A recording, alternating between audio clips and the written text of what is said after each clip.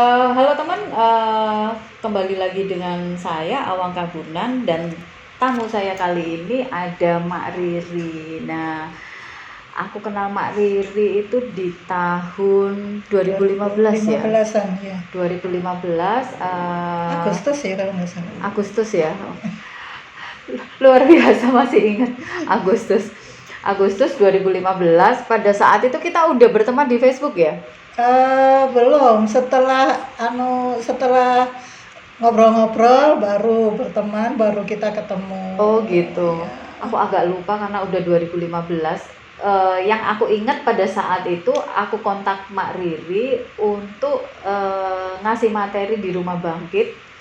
Di situ aku ngumpulin para ibu-ibu di sekitar Rumah Bangkit dan Mak Riri sengaja kami hadirkan di situ untuk memberikan pengetahuan ya, memberikan pengetahuan tentang cancer. Kebetulan Mak Riri menjadi salah satu aktivis di komunitas bidadari, begitu ya Mak.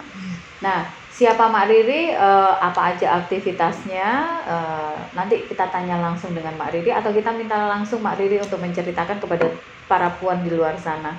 Monggo Mak, diperkenalkan dirinya Mak. Baik, selamat ketemu ya saudara-saudara semua.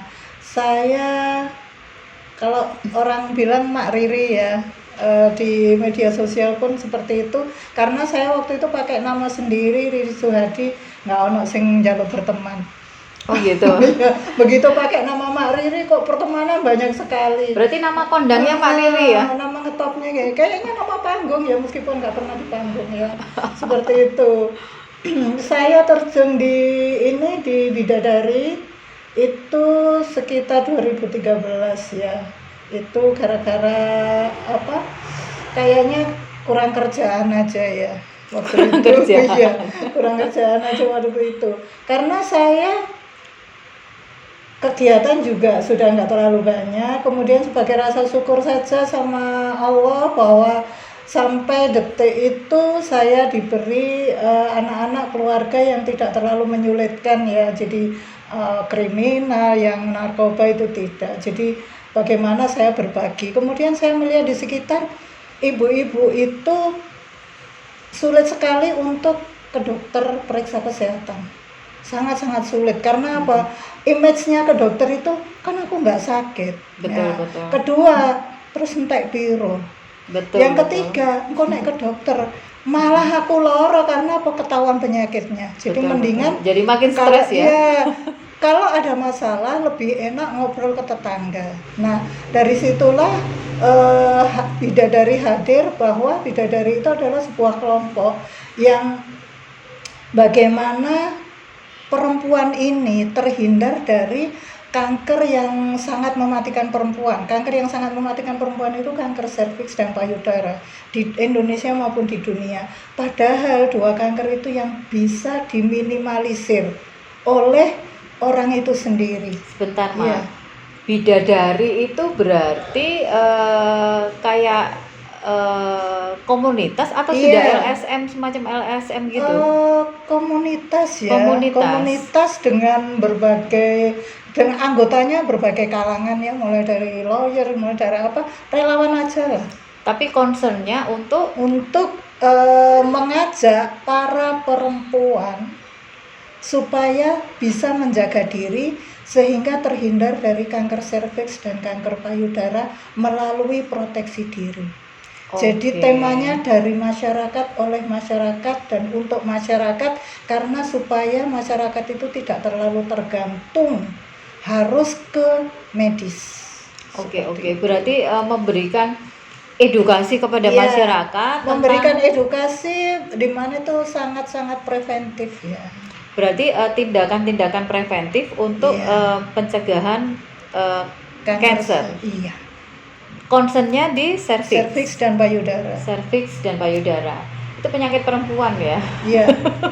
Tidak perempuan juga. Kalau kanker payudara itu tidak hanya perempuan, ya, laki-laki bisa. Ada beberapa kasus yang aku juga dengar, aku juga lihat laki-laki pun juga bisa kena kanker payudara. Tapi umumnya memang Laki-laki itu 1% dibanding dengan perempuan. serviks dan payudara itu salah satu momok bagi Iya, perempuan iya. ya. Oke, Mak. Terus kiprahnya atau peran apa saja yang sudah bidadari berikan kepada masyarakat? Biasanya kita edukasi ke masyarakat, misalnya pengajian, kemudian kelompok PKK. Itu untuk ibu-ibu yang pasutri ya. Kemudian Bidadari punya mencetuskan program yaitu GEMAS, Generasi Muda Sehat ya. Generasi muda sehat. Kenapa saya ingin banget, kenapa saya getol di generasi muda? Karena kanker itu bukan penyakit, oh hari ini saya berkumpul dengan seseorang yang punya kanker, besok saya ketularan, tidak seperti itu. Betul. Jadi butuh waktu yang cukup panjang. Nah, bayangan saya kalau generasi muda ini diberikan edukasi, mereka tahu bagaimana mencegahnya. Harapannya 10, 15, 20 tahun lagi kita punya bangsa yang sehat, bebas dari kanker serviks maupun payudara. Betul. Tagline-nya Bidadari adalah Mom Please Don't Die.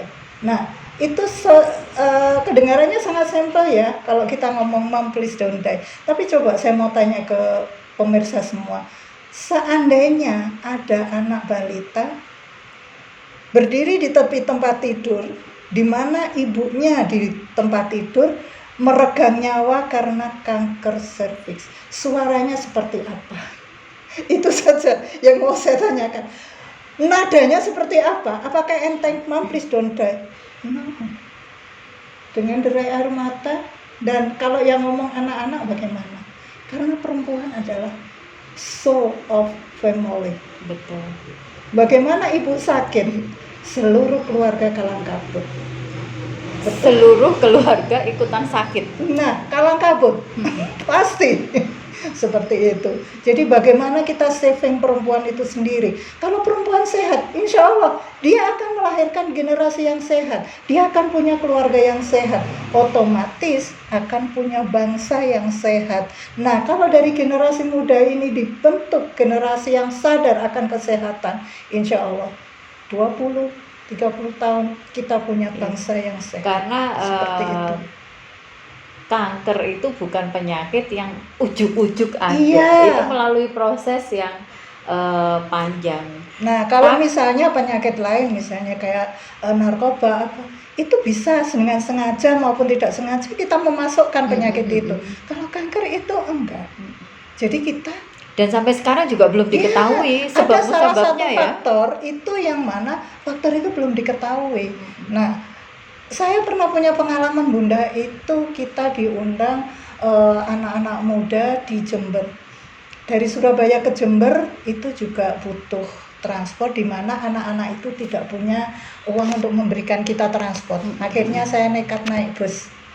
Dan di sana saya juga agak merasa tidak dihargai karena apa? Udah dijemputnya pakai sepeda motor dengan ya kondisi yang seperti itu. Dan malamnya saya tidur dengan kondisi yang sangat memprihatinkan ya di penginapan. Iya. Paginya acara mulai jam 8. Saya minta dijemput sebelum jam 8. Mereka jemput jam 8. Begitu saya datang ke tempat acara, bayangan saya yang sebel dari tadi malam itu dibalik sama Allah. Di sana ada 150 anak-anak muda yang menunggu saya.